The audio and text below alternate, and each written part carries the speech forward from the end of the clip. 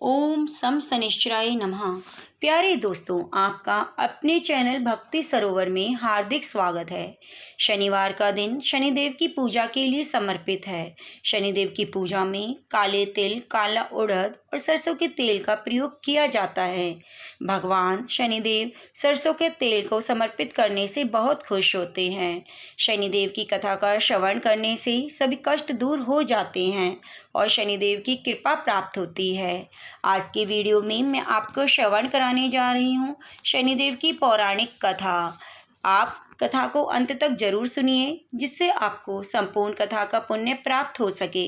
और आपको कथा पसंद आए तो आप हमारे चैनल को सब्सक्राइब कीजिए, वीडियो को लाइक कीजिए और कमेंट बॉक्स में ओम सम शनिश्चराय नमः जरूर लिखिए। आइए कथा का श्रवण करते हैं।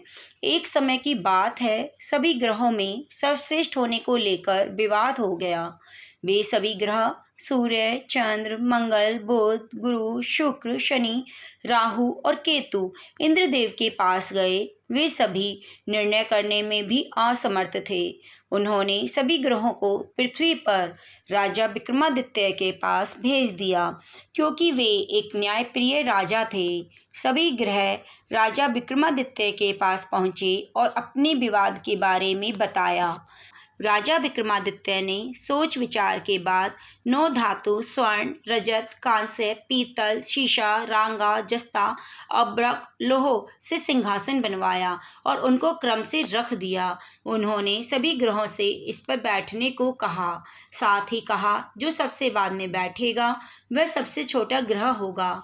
लोहे का सिंहासन सबसे अंत में था, जिस वजह से शनिदेव सबसे अंत में बैठे।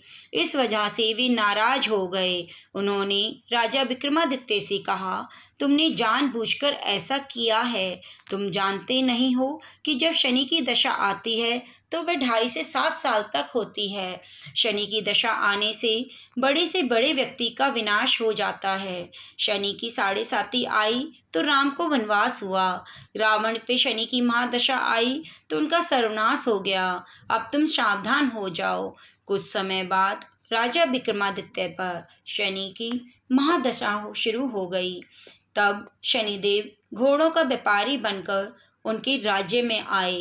राजा विक्रमादित्य को पता चला एक सौदागर अच्छे घोड़े लेकर आया है।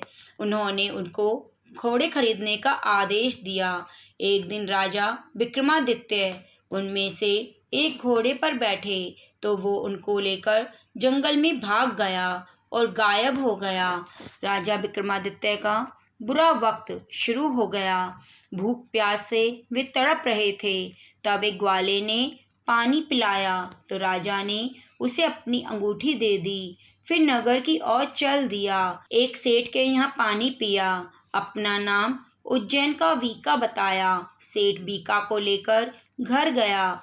वहाँ उसने देखा कि एक खूंटी पर हार टंगा है और खूंटी उसे निगल रही है। देखते देखते हार गायब हो गया। हार चुराने के आरोप में सेठ ने वीका को कोतवाल से पकड़वा दिया। वहाँ के राजा ने वीका का हाथ पैर कटवा दिया और नगर के बाहर छोड़ने का आदेश दिया। वहाँ एक तेली गुजर रहा था। वीका को देखकर उस पर दया आ गई। उसने उसे बैलगाड़ी में बैठाकर आगे चल दिया। उस समय शनि की महादशा समाप्त हो गई। वीका वर्षा ऋतु में मल्हार गा रहा था।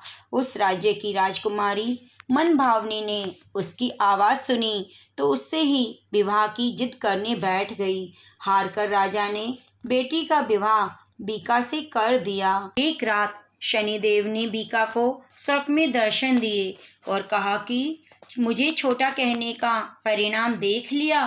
तब राजा विक्रमादित्य ने शनिदेव से क्षमा मांगी और कहा कि उनके जैसा दुख किसी और को न दें। तब शनिदेव ने कहा कि जो उनकी कथा का श्रवण करेगा, व्रत करेगा, उसे शनि दशा में कोई दुख नहीं होगा। शनिदेव ने राजा विक्रमादित्य के हाथ पैर वापिस कर दिए।